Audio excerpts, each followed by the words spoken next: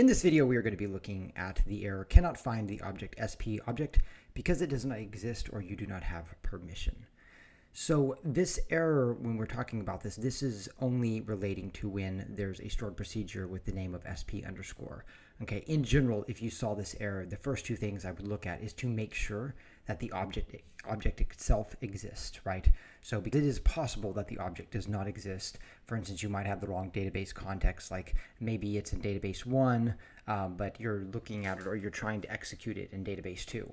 The other thing as well is you want to look at the permissions. Does the user who is executing the stored procedure, does that user have permissions to the stored procedure, or does the role, let's say the user belongs to a role, does the role have permissions to the stored procedure? So that could also be an issue.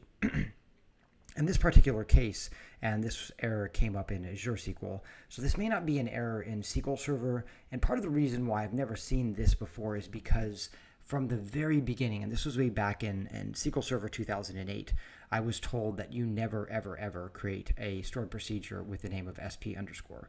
And it's not because it's like bad or anything, it's just that it can invite funky behavior. That's what I was told.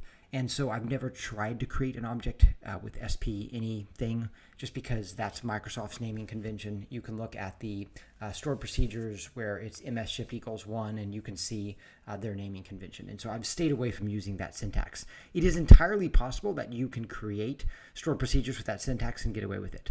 I'm not saying you can't, it's just not something I'm going to go out and test a lot. But in this particular case, it was not functioning correctly, not because the stored procedure didn't exist, it did, but because when we would grant the user permission to execute it, it still did not believe that that user had permission to execute it. So what we did was we renamed it to, I believe it was P object instead, and everything went correct.